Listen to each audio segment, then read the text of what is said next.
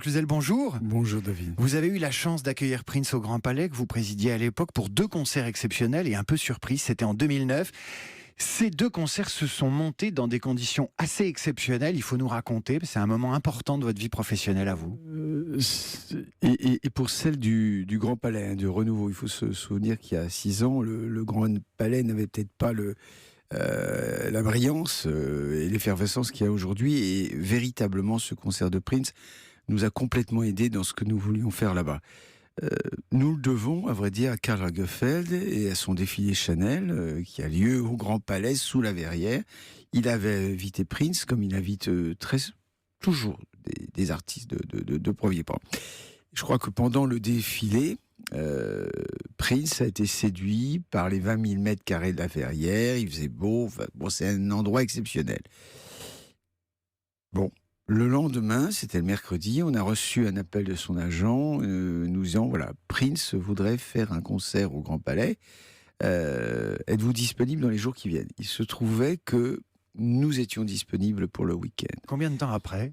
Ça veut dire, on était le mercredi et le concert a eu lieu le dimanche. Vous voyez, ça a été monté en 3 jours.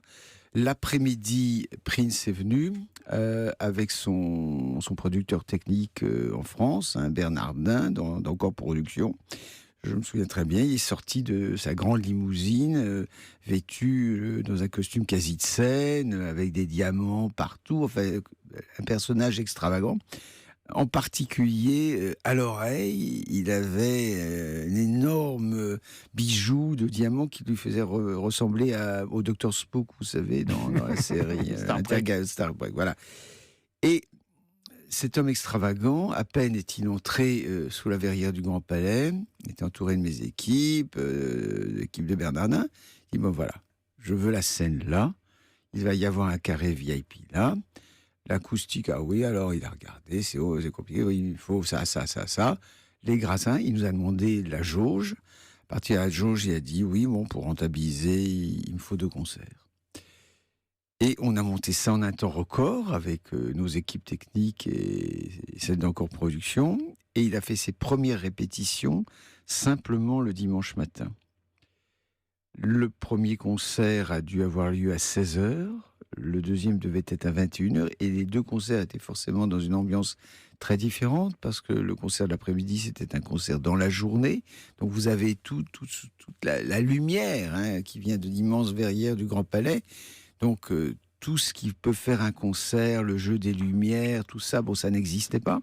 Et en revanche, le concert de nuit de 21h était fondé sur la lumière. Donc le programme qu'il avait dans les 2 n'était pas substantiellement différent, mais l'atmosphère était très différente. Et c'est là que vous voyez le très, très, très, très grand indice. Encore une fois, il est arrivé en un quart d'heure, il savait ce qu'il voulait faire. Et ensuite, il a parfaitement adapté l'atmosphère du concert à l'après-midi et au soir, si bien que je pense que la plupart des spectateurs en ont conservé un souvenir ébloui. Jean-Paul Cluzel, ancien président du Grand Palais, il y a sur Internet des images des queues monstrueuses de ces après-midi, de cet après-midi du dimanche-là, des fans de Prince qui étaient absolument fous et folles de lui. Pour vous, qu'est-ce qu'il incarne, qu'est-ce qu'il représente, vous qui avez dirigé des établissements culturels et qui êtes nécessairement sensible à cette personne-là, à son esthétique aussi? Je crois que les vraies grandes stars, il n'y en a pas un nombre incroyable. J'entendais sur une autre radio que il avait peut-être le projet d'un concert au Palais Garnier. Donc, quand vous êtes au Palais Garnier, quand vous êtes au Grand Palais, vous ne pouvez pas vous contenter d'artistes, même pas de deuxième homme, mais simplement vous devez avoir ce qu'il y a de mieux, parce que ce sont des lieux terribles, n'est-ce pas, qui imposent par leur architecture, leur histoire, et donc il faut se surpasser. Et il était clair que Prince allait surpasser, donc quand il nous a proposé ça, évidemment, on a sauté dessus. Il faut savoir que les billets qui ont été mis en vente sur Internet ont été vendus exactement, donc 10 000 billets en 5 minutes. C'était un tout petit bonhomme. Ce sera ma dernière question. Son charisme, son magnétisme, vous l'avez ressenti au moment de lui serrer la main, de l'accueillir au Grand Palais?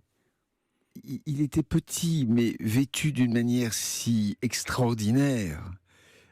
Comme dans un costume de scène, vous voyez, on peut imaginer Louis XIV. Louis XIV n'était pas bien grand, mais il avait évidemment toutes les dorures, tous les brillants, tout ce qu'il fallait, toute la perruque. Bon, il n'avait pas de perruque, mais il s'incarnait lui-même dans la manière dont il était habillé, pas simplement sur scène. Encore une fois, il est sorti de sa voiture dans une tenue qui, sur toute autre personne, aurait paru extravagante. Mais c'était la tenue de Prince, et je pense il aurait fait ses courses au Faubourg Saint-Honoré. Bon, les gens l'auraient vaguement, évidemment, l'auraient reconnu, mais il en imposait complètement par oui, une esthétique extraordinairement forte, et pas simplement sur la scène. Jean-Paul Cluzel, merci à vous d'avoir ressuscité ce souvenir de